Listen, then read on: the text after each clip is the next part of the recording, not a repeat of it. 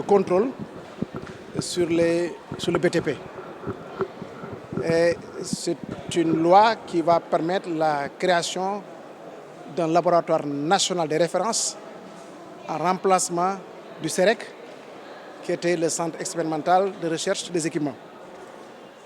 Comme nous le savons, le CEREC était créé en 1949 et de mutation en mutation est arrivé à un moment où le CEREC n'était pas opérationnel. Et aujourd'hui, ce laboratoire de référence va contribuer donc non seulement à organiser les secteurs en termes de régulateurs du secteur, mais aussi de permettre un petit peu de recenser et donner des agréments à l'ensemble des bureaux d'études ou même des laboratoires en matière de bâtiments d'une manière générale, mais surtout les travaux publics. Donc c'est une loi importante, effectivement, qui vient à son heure, loi pour laquelle les décrets d'application seront présentés très prochainement pour adoption en Conseil des ministres pour sa mise en œuvre. Et cela va donner donc, à cette nouvelle entité toutes les prérogatives nécessaires pour assurer les missions dévolues. Bon, c'est des missions, donc il y a des missions d'assistance technique, il y a des missions effectivement de normalisation, d'assurer aussi le contrôle. C'est vraiment des missions diversifiées qui se faisaient d'une manière un petit peu éparse, mais aujourd'hui un référentiel sera dressé à l'endroit de tous les acteurs du secteur qui se conformeront à ce référentiel et permettront d'exercer. Alors nous sommes en train donc d'évaluer le préjudice dans son ensemble. Tout à l'heure, nous allons procéder donc à une visite de chantier, une visite conduite par M. le Premier ministre, en compagnie aussi du ministre de l'Intérieur. Nous allons partir donc du dépôt à Gadaï jusqu'à théoriquement Petersen. Nous avons tous constaté qu'il y avait un acharnement, en tout cas planifié, sur les ouvrages du BRT.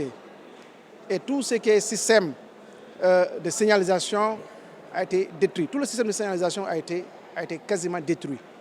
Les stations saccagées, vandalisées. Il y avait la station de Liberté 6 qui était une station de référence, réalisée à plus de 95%, mais tout ce qui est équipement, même les portes escamotables, tout ce qui est panneaux d'affichage, tout ce qui est écran d'affichage, les portiques saccagés, brûlés.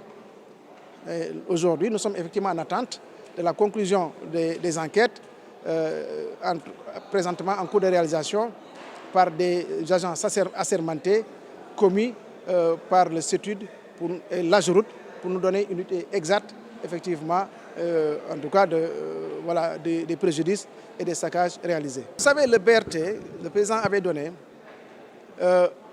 des objectifs très clairs pour la mise en opération commerciale du BRT.